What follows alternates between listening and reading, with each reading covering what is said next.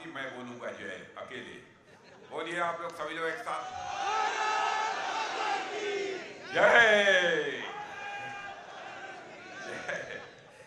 बहुत बहुत धन्यवाद। हमारे भारतीय जनता पार्टी छत्तीसगढ़ के प्रदेश अध्यक्ष, जिनका अभी अभी आपने भाषण सुना है, जैसे किरण सिंह जी देव, और हमारे छत्तीसगढ़ के वरिष्ठ मंत्री, यही केदार कश्यप जी को मैं कह रहा था कि आप वरिष्ठ हो गए। जब मैं यहां आया था तो ये बहुत छोटे थे, और आज जब इनको वरिष्ठ मंत्री कहा जा रहा था तब मुझे बड़ा अटपटा लग रहा था कि बताइए वही केदार कश्यप आज वरिष्ठ मंत्री हो गए। हमारे यहाँ के सांसद रहे हैं मोहन मंडावी जी, बहुत अच्छी भूमिका उन्होंने संसद में निभाई है, और अजय चंद्राकर जी, ये सब हम सब लोग मिलकर यहाँ काम किए हैं 2003 से। प्रेम प्रकाश जी पांडे जी हमारे लोकसभा के स्पीकर भी रहे, बहुत ही सुलझे हुए एक ऐसे नेता, लोकसभा के समन्वयक हैं।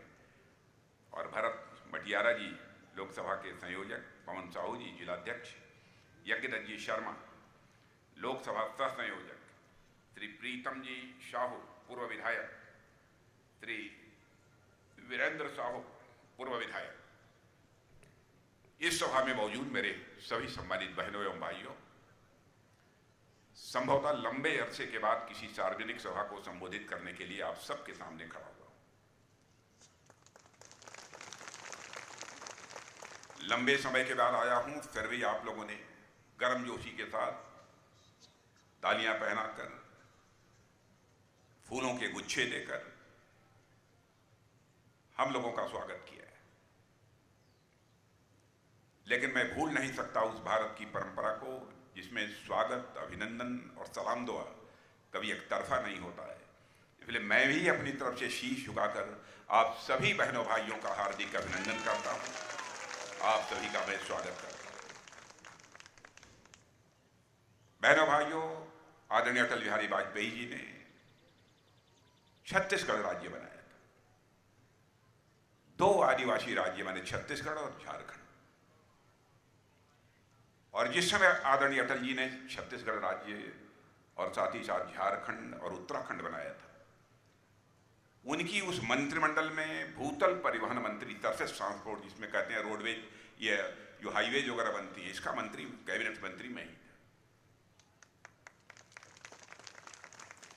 मुझे याद है कि उस समय जब छत्तीसगढ़ के बनने की चर्चा चल रही थी और झारखंड के और उत्तराखंड के, तो लोग यही कहते थे साहब राज्य इतने छोटे हो जाएंगे,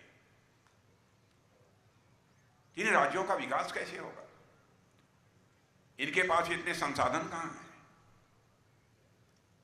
लोगों के अंदर अपने राज्य को ऊंचाई देने के लिए, राज्य का विकास करने के लिए जो कौशल चाहिए, जो मेधा चाहिए, वो छत्तीसगढ़ में कहां मिलेगी, झारखंड में कहां मिलेगी। बहुत सारे लोग यही सब तर्क दिया करते हैं। लेकिन बहनों भाइयों, जिस विभाजन हो जाने के बाद और यहां पर पहली विभाजन के बाद डॉक्टर रमन सिंह के नेतृत्व में सरकार बनने के बाद लगातार 15 वर्षों तक सरकार रही है। शायद आपको जानकारी है कि नहीं है, मैं नहीं कह सकता हूं। भारत के किसी कोने से आने वाला व्यक्ति जिसने पहले भी छत्तीसगढ़ को देखा था और आज आकर छत्तीसगढ़ को देखता है, तो कहता है कि भारतीय जनता पार्टी की सरकार ने सचमुच छत्तीसगढ़ में करिश्मा किया। मैं बैठे बैठे भोजराज जी नाग से पूछ रहा था, ये हमारे चंद्राकर जी से, यह सब सारा भवन मैं छत्तीसगढ़ में ये देखने की उस समय तो कल्पना भी नहीं कर सकता। मैं पूछ रहा था कि ये हम लोगों की सरकार आने के बाद ही बना होगा। शायद हम लोगों की सरकार जब 2003 में आई उसके बाद ही बना है ना, उसके बाद ही बना है। कितनी तेजी के साथ छत्तीसगढ़ का विकास हुआ है। बहनों भाइयों, यह विकास जब भारतीय जनता पार्टी की सरकार आती है तो क्यों होता है? क्योंकि भारतीय जनता पार्टी हिंदुस्तान की एक ऐसी राजनीतिक पार्टी है जो राजनीति केवल सरकार बनाने के लिए नहीं करती है, बल्कि राजनीति देश बनाने के लिए करती है, इसलिए विकास होता है। आज भी हम आपसे वोट मांगने के लिए आए हैं, केवल सरकार बनाने के लिए वोट नहीं मांगने नहीं आए। हम देश बनाने के लिए आपसे वोट मांगने आए हैं मेरे बहनों भाई। 2014 में भी मैं भारतीय जनता पार्टी का राष्ट्रीय अध्यक्ष था। उसी समय मोदी जी प्रधानमंत्री के उम्मीदवार के रूप में घोषित किए गए थे, और मोदी जी को मैं पहले से अच्छी तरह से मैं जानता था। अद्भुत काल्पनिक क्षमता का धनी, और मैंने तो यह देखा है कि सचमुच मोदी जी अपने लिए अपनी जिंदगी नहीं जीते हैं, जीते हैं तो देश के लिए अपनी जिंदगी जीते हैं। अभी 2 दिन लगातार दिन में चुनावी अभियान में भाषण करने के बाद रात्रि को 8 बजे हम लोग लगातार 2 दिन बैठ रहे थे। कुछ बातें हो रही थी कुछ विषयों पर, एकाक मंत्री और थे, कुछ अधिकारी थे। बहनों भाइयों, मैं तो हैरत में था। चुनाव हो रहे हैं तो चुनाव के बाद हमको क्या करना है, इसकी चिंता हमारे प्रधानमंत्री ने इस चुनाव अभियान के दौरान ही प्रारंभ कर दी। आज सवेरे रेल मंत्री जी का टेलीफोन आया था, तब उनसे कह रहा था, वो भी थे। मैंने कहा क्या है, हम लोग सौभाग्यशाली हैं बहनों भाइयों कि मोदी जी ऐसा प्रधानमंत्री इस देश को मिला है।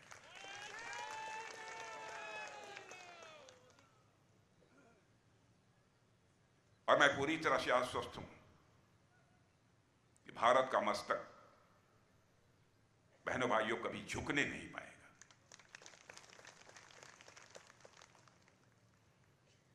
सारे विश्व में भारत के बारे में धारणा पहले क्या थी? धारणा यही थी सारे विश्व में भारत के बारे में कि भारत कमजोर भारत है, भले ही हमारी जनसंख्या अधिक थी, गरीब भारत है। लोग कहते थे खाने के बाद यहां सो जाते हैं, काम नहीं करना चाहते हैं। भारत के बारे में विदेशों में पहले यही धारणा बनी हुई थी। आप कल्पना करिए, छोटा सा देश पाकिस्तान, वह भी कभी कभी जुर्रत करता था भारत को आंख दिखाने की। लेकिन आज आपको जानकर खुशी होगी मेरे बहनों भाइयों, दुनिया के अधिकांश देशों में मेरा जाना हुआ है, जाता हूं, अंतर्राष्ट्रीय मंचों पर मैं अपने विचार व्यक्त करता हूं।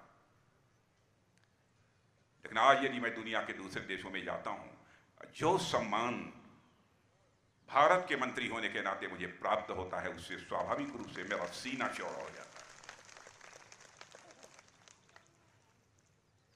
मैं बार बार कहता हूं, विश्व में भारत की प्रतिष्ठा बढ़ी है। पहले विश्व के मंचों से भारत कुछ बोलता था तो दुनिया कहती थी भारत कमजोर देश है। अरे क्या, चलो, मैंने देखा था, पहले भी मंत्री रह चुका हूं। लोग कहते थे ठीक है, 2-3 कंट्रीज हैं कमजोर कमजोर, या बोल लेंगे, फिर उसके बाद आकर जो बड़े देशों के जो लीडर्स होते थे वो आके बैठते थे।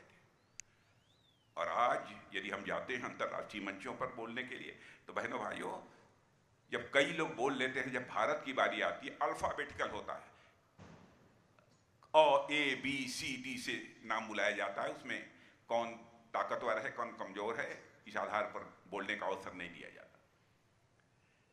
जब भारत के बोलने का समय आता है मेरे बहन भाइयों, तो जो भी कहीं इधर चाय पीने के लिए बाहर के वॉशरूम के लिए गए होते हैं, वह सब आकर बैठ जाते हैं कि भारत को बोलना है। आज यदि अंतर्राष्ट्रीय मंचों पर भारत कुछ बोलता है तो दुनिया कान खोलकर सुनती है कि भारत बोल क्या रहा है। यह भारत की हैसियत दुनिया में बनी है। भारत गरीब भारत है। करिश्मा किया है प्रधानमंत्री ने, करिश्मा किया है मोदी जी। विश्व के किसी भी देश में नहीं हुआ है मेरे बहनों भाइयों। और मैं प्रेस के दोस्तों से भी कहना चाहता हूं, जो भी बातें मैं बोल रहा हूं, कहीं मेरी एक भी बात गलत हो तो अपने अखबार के पन्नों पर लिख देंगे, मैं उसका स्वागत करूंगा। क्योंकि जिंदगी में हमने राजनीति की है तो जनता की आंखों में धूल झोंक कर राजनीति नहीं की है, जनता की आंखों में आंख डालकर राजनीति की है। इसलिए मैं कह रहा हूं, चित्र अंतर्राष्ट्रीय जगत में बदला हुआ है। अब यही भारत धन दौलत, इसे अर्थव्यवस्था के आकार कहते हैं, इकोनॉमी की साइज जिसे अंग्रेजी में कहते हैं, धन दौलत के मामले में जो भारत दुनिया में 2014 में हम लोगों की सरकार आने के बाद 11वें स्थान पर खड़ा था। वह भारत 7 वर्षों के अंदर ही जंप लेकर आज दुनिया के देशों में 5वें स्थान पर आ गया है। और मैं नहीं कह रहा हूं, भारत के लोग नहीं कह रहे हैं, दुनिया के लोग, बड़े बड़े अर्थशास्त्री और बहुत बड़ी बड़ी वित्तीय संस्थाएं जिन्हें फाइनेंशियल फर्म्स कहते हैं, वह दावा कर रही हैं, अरे साहब, दुनिया की सबसे तेजी से आगे बढ़ने वाली अर्थव्यवस्था इस समय किसी की है तो बहनों भाइयों हमारे और आपके देश या भारत की है। सबसे तेजी से आगे बढ़ने वाली अर्थव्यवस्था यदि कहीं की है, भारत की है। और कहते क्या हैं वो सब, जो अंग्रेजी में से फाइनेंशियल फर्म कहते हैं, जो वित्तीय संस्थाएं हैं, जो दुनिया के सभी देशों के अर्थव्यवस्था का लेखा जोखा करती रहती हैं, उन्होंने कहा है कि अब वह दिन दूर नहीं है, 2026 समाप्त होने के बाद 2027 आने तक यह भारत अर्थव्यवस्था के आकार के मामले में, धन दौलत के मामले में दुनिया की टॉप 3 कंट्रीज में खड़ा हो जाएगा। दुनिया के 3 देशों में, अमेरिका, चाइना और भारत। और बहने भाइयों, जितना मैं प्रधानमंत्री के बारे में जानता हूं, मोदी जी के बारे में, बहुत पुराना रिश्ता है, बहुत पुराना संबंध है। जो मैं क्षमता जानता हूं अद्भुत, ईश्वर की महती अनुकंपा है उनके ऊपर। और मुझे तो कभी कभी लगता है कि शायद मोदी जी को परमात्मा ने भारत को विश्व की महाशक्ति बनाने के लिए ही हम लोगों के बीच भेजा है।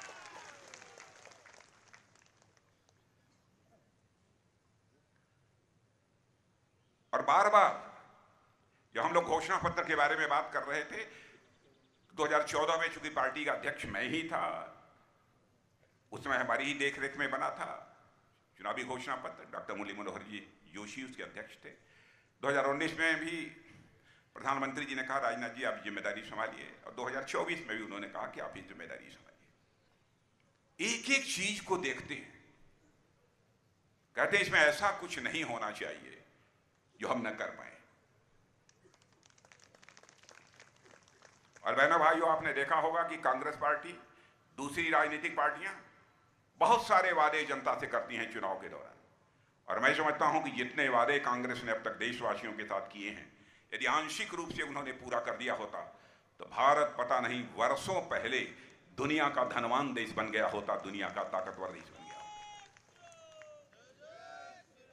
और हालत आपने नेताओं की देखी होगी, जनता में नेताओं के बारे में क्या धारणा बनी हुई थी। अरे साहब, नेताजी हैं, नेताजी का मतलब झूठ बोलते हैं, नेताजी हैं ये तो कह रहे हैं, करेंगे नहीं, यह धारणा बनी हुई थी। बहनों भाइयों, किसी राजनीतिक पार्टी के नेता के बारे में धारणा होगी, लेकिन भारतीय जनता पार्टी के नेता के बारे में धारणा नहीं हो सकती। उठाकर देखे कोई हमारा चुनावी घोषणा पत्र, आज का नहीं। मैं याद दिलाना चाहता हूं, 1951 में जब भारतीय जनसंघ के रूप में काम कर रही थी हमारी पार्टी, उस समय ही हम लोगों ने कहा था हम आएंगे, जम्मू कश्मीर जिसमें धारा 370 लगी है, जिसके तहत उसको विशेषाधिकार प्राप्त है, वो धारा 370 को हम समाप्त करेंगे। और जब जब चुनाव होता था तब तब हम कहते थे। हमारे उस समय के नेता पंडित श्यामा प्रसाद मुखर्जी ने अपना बलिदान भी दिया। लोग कहते थे ये भाजपा वाले गुमराह करते हैं, जनता की आंखों में धूल झोंकते हैं, धारा 370 समाप्त करेंगे। लेकिन हम लोगों ने बराबर कहा, जिस दिन संसद के दोनों सदनों में बहुमत मिल जाएगा हम धारा 370 समाप्त करेंगे। मिल गया, चुटकी बजाकर बहनों भाइयों धारा 370 हम लोगों ने समाप्त कर दिया। अभी हमारे भोजराज जी राम मंदिर की चर्चा कर रहे थे, मुझे याद है मैं भी उस आंदोलन में शामिल था। एक दिन का सत्याग्रह मेरे नेतृत्व में भी हुआ था, ढांचा गिरने के बाद, जब हम लोग नारा लगाते थे राम लला हम आएंगे, मंदिर यहीं बनाएंगे, तो कांग्रेस के कुछ लोग खड़े रहते थे, उधर से नारा लगाते थे, लेकिन तारीख नहीं बताएंगे। लेकिन आपने देखा बहनों भाइयों, राम लला अपनी कुटिया से निकलकर अपने राजमहल में स्थापित हो चुके हैं। मुझे ऐसा लगता है, पता नहीं आपको लगता है या नहीं लगता है, कि भारत में राम राज्य का आगाज हो चुका है। मेरे बहनों भाइयों, राम राज्य आकर रहे। राम राज्य कहते कैसे, किसे? जिसमें कि व्यक्तियों के अंदर कर्तव्य बोध पैदा हो। हमारा कर्तव्य क्या है, इस संबंध में लोगों के अंदर बोध पैदा हो, ज्ञान पैदा हो, अधिकार बोध नहीं। आपने देखा होगा कैकेयी के अंदर अधिकार बोध पैदा हुआ था, कर्तव्य बोध पैदा नहीं हुआ था, इसीलिए इतना बड़ा संकट पैदा हुआ था। और वह समय आ गया है। इसी कर्तव्य बोध की बराबर चर्चा हमारे प्रधानमंत्री हम लोगों से करते हैं। छोटी छोटी चीजें। अब तीन तलाक के बारे में हम लोगों ने कहा कि हम प्रथा समाप्त करेंगे। कहते थे साहब आप दूसरे धर्म के लोगों के मामले में क्यों हस्तक्षेप करते हैं, डांटते थे हम लोगों को। बहनों भाइयों, चाहे किसी धर्म का हो कोई, हमारी सरकार बने या न बने, चाहे हिंदू हो, चाहे मुसलमान हो, चाहे ईसाई हो, चाहे यहूदी हो, अथवा विश्व की कोई भी माता बहन हो, हमारी भी मां बहन है। बहनों भाइयों, हम यह मानते हैं। लेकिन कोई शादी करके 10 दिन के बाद 3 बार तलाक तलाक तलाक बोलकर से छुट्टी कर दे, भले ही कोई इसे बर्दाश्त कर ले, लेकिन भारतीय जनता पार्टी इसे बर्दाश्त नहीं कर सकती।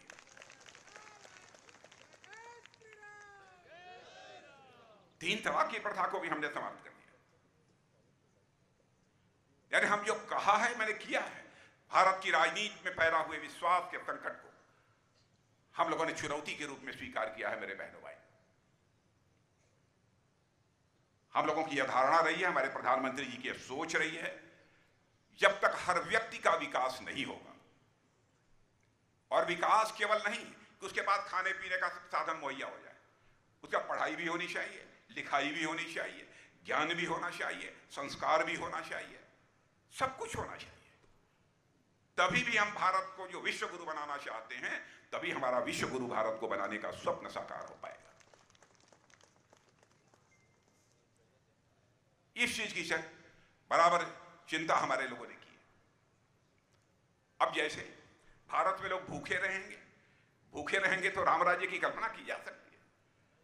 बहनों भाइयों, आप सदा सहता देखिए, इसकी आपने कल्पना नहीं की होगी।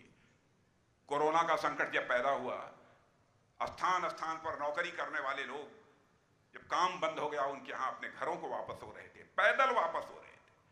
उस समय हमारे प्रधानमंत्री ने अपने दृढ़ इच्छा शक्ति का परिचय देते हुए कहा कि हिंदुस्तान में जब तक यह कोरोना का संकट है, हम 5 किलोग्राम राशन प्रति व्यक्ति, प्रति परिवार हम मुहैया करेंगे। और वह सिलसिला तब से चला आ रहा है, और आज आप सुन लो, आज भी चल रहा है। और मैं आपको बताना चाहता हूं, 2029 तक चलेगा। बहनों भाइयों, इसे कोई रोक नहीं सकता। और मैं जानता हूं, ईमानदारी से हमारी बात सही हो तो जरा बताइएगा। एक एक परिवार में मुझे जानकारी है कि 3-3, 4-4, 5-5 लोग 5-5 किलो ले रहे हैं। ये सही बात है कि नहीं? सही बात है कि नहीं है? क्या इसकी कल्पना की जा सकती थी? भ्रष्टाचार की चर्चा राजीव गांधी जी किया करते थे। एक बार कांग्रेस के शासन में जो भ्रष्टाचार रहा है, बहनों भाइयों, एक भी सरकार कांग्रेस की ऐसी केंद्र की नहीं रही है जिस पर भ्रष्टाचार का आरोप न हो। आपने 5 वर्षों के लिए छत्तीसगढ़ में बना दी कांग्रेस की सरकार। बताइए, गोठन घोटाला, बहनों भाई, गोबर घोटाला, सब गोबर कर दिया है। बराबर घोटाले में जब कांग्रेस की सरकारें केंद्र में हुआ करती थी, तो उसमें कभी जीप घोटाला, कभी राफेल घोटाला, कभी राशन घोटाला, कोई न कोई घोटाला यह बराबर हुआ करता था। यह कांग्रेस का चरित्र था। कभी रक्षा घोटाला, सीमाओं की रक्षा जिन हथियारों से होती है उसकी खरीद में भी घोटाला। घोटालों का दौर चल पड़ा था। लेकिन बहनों भाइयों, मैं सीना ठोक कर कह सकता हूं, 10 वर्ष तक मोदी जी के नेतृत्व में सरकार रही है। भारत क्या, दुनिया का कोई व्यक्ति मुझे उठाकर नहीं कह सकता कि एक भी कोई भ्रष्टाचार का आरोप हमारी सरकार के ऊपर लगाओ, एक भी आरोप हमारी सरकार के ऊपर लगाओ। अब कुछ लोगों के खिलाफ ईडी सीबीआई कार्रवाई कर रही है तो हमारे कुछ कांग्रेस के लोग कहते हैं अरे बताइए साहब चुनाव आ गया आप कार्रवाई करा रहे हैं। अरे भाई ये एजेंसीज हैं, यहां से उनको जानकारी मिलेगी, गड़बड़ किया है, जनता का धन लूटा है, लोगों के आंखों में धूल झोंका है, लोगों का खून चूसा है, क्या एजेंसीज को कार्रवाई नहीं करनी चाहिए? और दूसरी चीज यदि हमने गलत किया है तो कम से कम अदालत पर तो किसी का दबाव नहीं है। कोर्ट में जाकर आप राहत क्यों नहीं ले लेते हैं बहनों भाइयों? कोर्ट से भी उनको राहत नहीं मिल रही है, साल साल 1.5 साल 2 सालों से जेल में पड़े हुए। और हमारे मोदी जी ने कहा कि भ्रष्टाचार पर अंकुश लगाने का हमारा अभियान जब तक मैं रहूंगा तब तक हिंदुस्तान में चलता रहेगा। जनता को लूटने की इजाजत किसी को नहीं दी जा सकती। राजीव गांधी जी एक बार भारत के प्रधानमंत्री थे, उन्होंने भ्रष्टाचार को लेकर चिंता व्यक्त करते हुए कहा क्या करें, हम ऊपर से 100 पैसा भेजते हैं लेकिन नीचे पहुंचते पहुंचते बामुश्किल 14 पैसा लोगों तक पहुंच पाता है। यानी 86 पैसा 100 पैसे में भ्रष्टाचार की भेंट चढ़ जाता। यह लाचारी व्यक्त की थी। मैं उनकी आलोचना नहीं कर रहा हूं, मैं किसी प्रधानमंत्री की आलोचना नहीं करता। स्वस्थ लोकतांत्रिक व्यवस्था में विश्वास करता हूं, हेल्दी डेमोक्रेसी, क्योंकि मैं मानता हूं प्रधानमंत्री व्यक्ति नहीं है, संस्था है। चाहे कहीं का गाली गलौज उसके साथ नहीं की जानी चाहिए, लेकिन मोदी जी को गाली देते हैं, ये लोग गाली देते हैं। मैं गाली नहीं दे रहा हूं किसी प्रधानमंत्री को। अब उन्होंने लाचारी व्यक्त की, 100 पैसा भेजता हूं 14 पैसा नीचे पहुंचता है, लेकिन मोदी जी ने चुनौती को स्वीकार किया। और बहनों भाइयों, आज 100 पैसा ऊपर से चलता है तो 100 का 100 पैसा आपकी जेब में पहुंचता है, 100 का 100 पैसा आपकी जेब में पहुंचता है। भ्रष्टाचार पर अंकुश भाषण देकर नहीं लगाया जा सकता। भ्रष्टाचार पर यदि अंकुश लगाना है तो व्यवस्था में परिवर्तन करना होगा, तभी जाकर भ्रष्टाचार पर अंकुश लगाया जा सकता है। अब राशन लेने के लिए मैं ये पूरा विश्वास है, पता नहीं 5 साल में यदि यहाँ की कांग्रेस सरकार ने कुछ गड़बड़ किया हो तो मैं नहीं कह सकता हूं। आज यदि आधार कार्ड आप लेकर जाएंगे, एक छटाक भी हिम्मत नहीं है किसी की कम राशन आपको दे दे। आप जाइए, अंगूठा दबाइए और अपना 5 किलो लेकर सीधे राशन की दुकान से चले आइए। यह है कि नहीं है? तो है तो ताली बजाओ, नहीं है तो मत बजाओ। हम कैसे जानेंगे है कि नहीं है? क्योंकि बहनों भाइयों, मैं कोई बात झूठ नहीं बोलना चाहता। अब ये बतला रहे हैं कि कौन है पांडे जी, पांडे जी बतला रहे हैं पहले 5 किलो खा जाते थे। बहनों भाइयों, यदि आपके पेट पर किसी ने लात मारने की कोशिश की तो उसका स्थान उसका घर नहीं होगा, सरकार की जेल होगी, सरकार की जेल होगी। गरीब जिसके पास बीमार हो जाने पर इलाज कराने की व्यवस्था नहीं है, 5 लाख रुपए तक का मुफ्त इलाज, आयुष्मान भारत योजना। और बहनों भाइयों, आगे और देखते जाइए। कल हमारा चुनावी घोषणा पत्र जारी होगा, उसके पहले मैं कुछ नहीं कहना चाहता।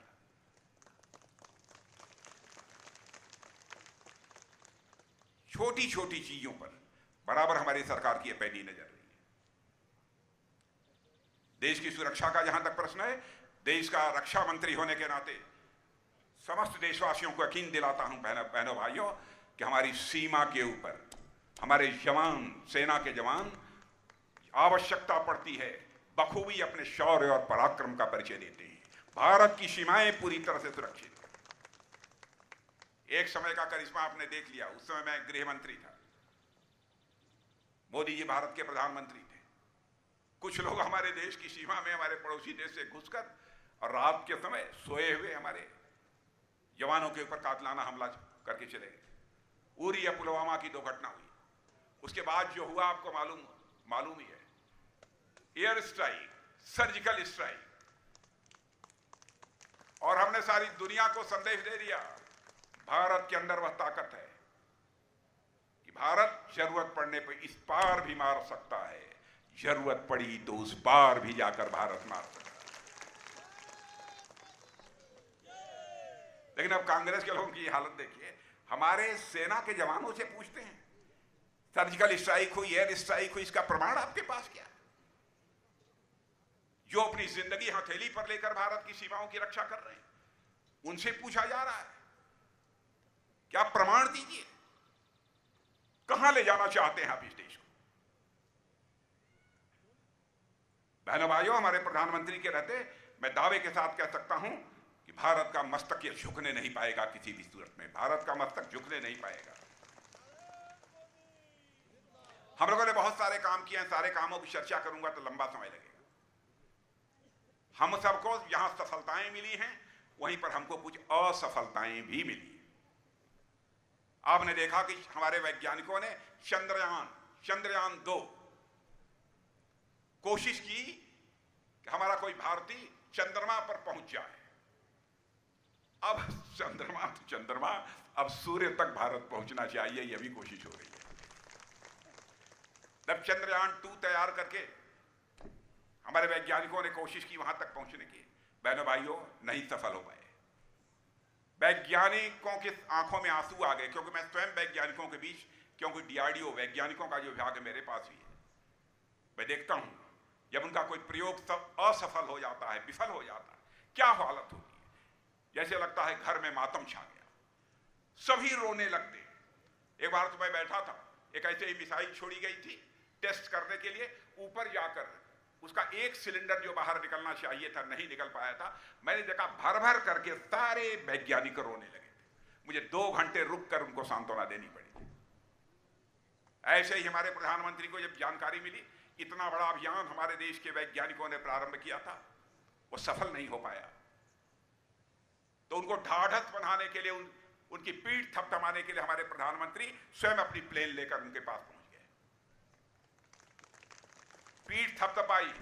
उसके बाद 1 साल के अंदर उन्होंने चंद्रयान 3 छोड़ दिया। बहनों भाइयों, और आपको जानकर खुशी होगी, अखबारों में पढ़ा होगा कि हमारा चंद्रयान 3 के माध्यम से लैंडर चंद्रमा के दक्षिणी ध्रुव पर पहुंच गया, जहां दुनिया का कोई देश आज तक नहीं पहुंच पाया है।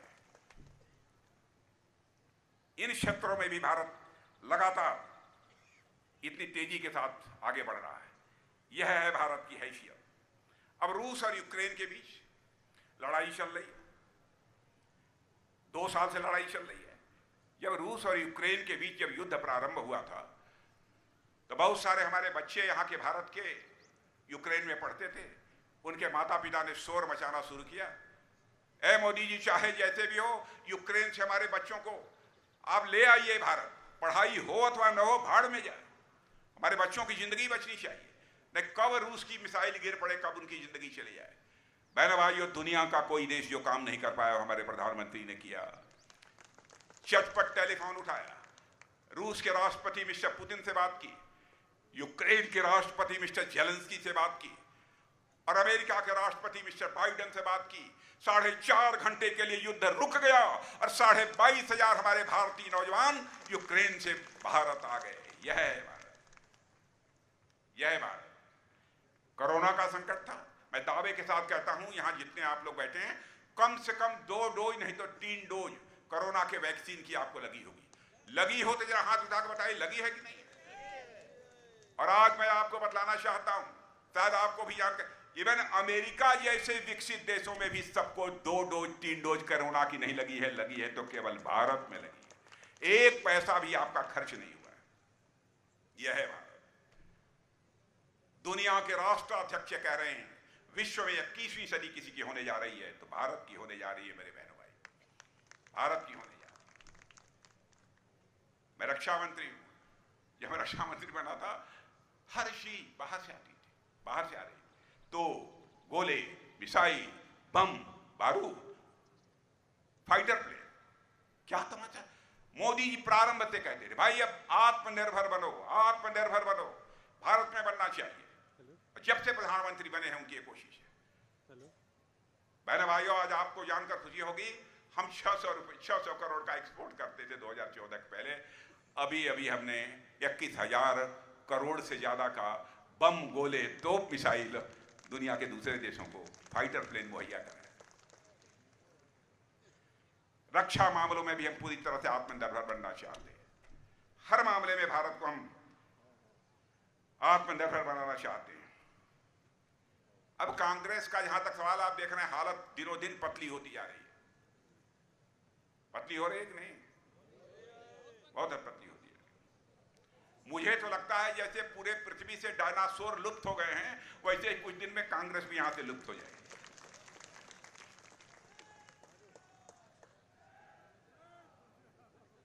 और कल मैं उत्तराखंड में था, सार्वजनिक सभाओं को संबोधित कर रहा था, तो कुछ वहां पर थोड़ा सा कांग्रेस पहले कुछ थी, कुछ दम था। तो मैंने वहां की जनता से कहा, ऐसे ही बहुत भीड़ भाड़ थी, बड़ी अच्छी खासी संख्या में जनता थी। मैंने कहा साहब अब वहां कांग्रेस की सरकार भी कुछ दिनों तक रही। अरे मैंने कहा भैया कांग्रेस को छोड़ो, अब कांग्रेस पहाड़ चढ़ने लायक नहीं रह गई है, अब काफी बुजुर्ग हो गई है, काफी बुजुर्ग हो गई है। आप देखते होंगे रोज आपस में मारा मारी मची है। लोग पार्टी छोड़ छोड़ कर, कांग्रेस छोड़कर भारतीय जनता पार्टी में आ रहे, यह हालत हो गई। आप लोगों ने टीवी देखते हैं कि नहीं? आप लोग देखते हैं? बिग बॉस का शो देखा है? बिग बॉस का शो कितने लोगों ने देखा? जरा हाथ उठाइए। अरे वाह, बहुत लोगों ने देखा है ना। उस बिग बॉस का जो शो होता है, एक दूसरे का कपड़ा फाड़ते हैं, यही होता है बिग बॉस के शो में। कांग्रेस भी बिग बॉस का एकदम घर बनी हुई है, यहां भी एक दूसरे के सब कपड़े फाड़ रहे हैं। हालत ये हो गई है। जंग लग गया है कांग्रेस में बहनों भाई, जंग लग गया है। और देखिएगा 2024 के चुनाव के बाद 5, 7, 8, 10 वर्षों के बाद अपने बच्चों से आप पूछेंगे कांग्रेस, तो बच्चे कहेंगे कौन कांग्रेस? यह हालत होती है। बहनों भाइयों, आपका समर्थन और विश्वास चाहिए। आज ये जनसमूह देखकर मुझे सचमुच बेहद खुशी हुई है। और हम अपने प्रत्याशी भोजराज जिंदा, पहली बार इनको मैंने देखा है। जब टिकट तय होता है तब तो मैं रहता हूं, जब टिकट जब दिया जाता है तब तो मैं रहता हूं। इधर देखिए,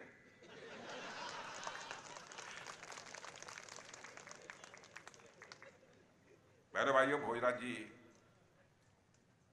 चेहरे से ही संत लगते हैं, प्रकृति से भी संत है। सहजता, सरलता, पराकाष्ठा की है। इनको नख से लेकर शिखा तक देखिए।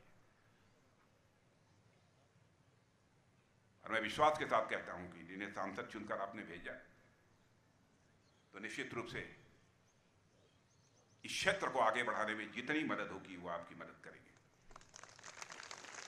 और मैं मोहन मांडवी जी के बारे में कहना चाहता हूं, मोहन मांडवी जी ने भी संसद में अच्छी भूमिका निभाई, बहुत अच्छी भूमिका निभाई। रामायण वो भी बांटते हैं।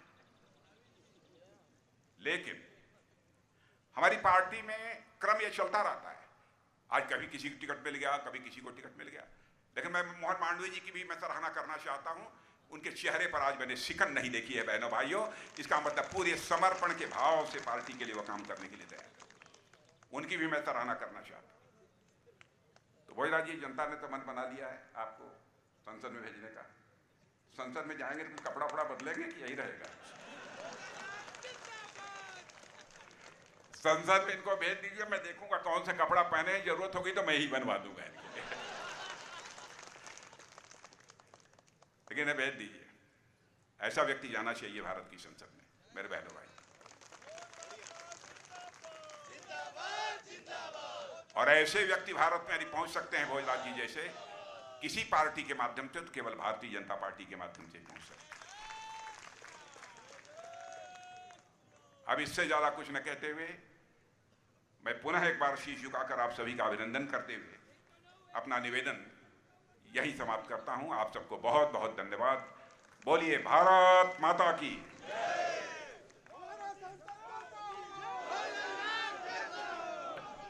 बहुत बहुत धन्यवाद माननीय राजनाथ सिंह जी का, उनकी गर्मा में उपस्थिति और शानदार